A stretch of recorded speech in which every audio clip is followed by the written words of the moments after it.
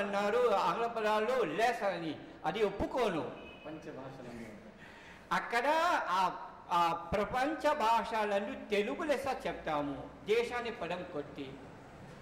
అక్కడ ఉన్న అటువంటి జనజీవం, మేము అక్కడ ముగ్గులు కూడా వేస్తామండి. మగవాళ్ళే ఎక్కువగా ముగ్గులు వేస్తారు. ముగ్గులు చేయడంలో ఉన్న అర్థం, అంతరార్థం, దాగి ఉన్న రహస్యాలు అందరికీ తెలుసు.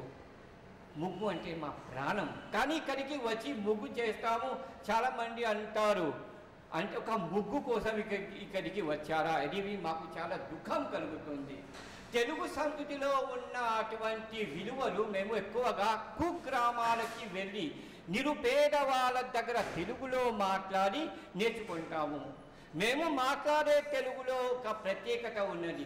ఆంగ్ల పదాలు లేనే లేదు. కానీ ఆంధ్రపుణ్యముకి వచ్చి అటువంటి సుమధురమైన 16 అణాల తెలుగు వినాలని ఉంది.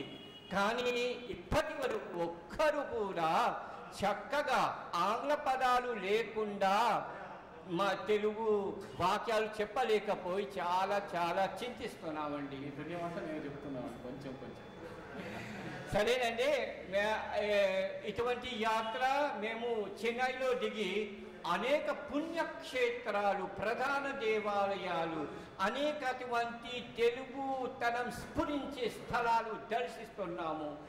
కొందరు మా తెలుగు సోదరులు తీసుకుని మీ పవిత్రమైన వేద భూమికి వచ్చి సందర్శిస్తున్నాము.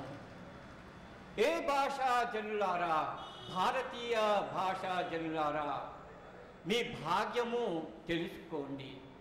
ఇటువంటి పవిత్రమైన భారత పుణ్యభూమి హరిహి మారు మారు పుడుతారు ఒకే ఒక భారతదేశములో.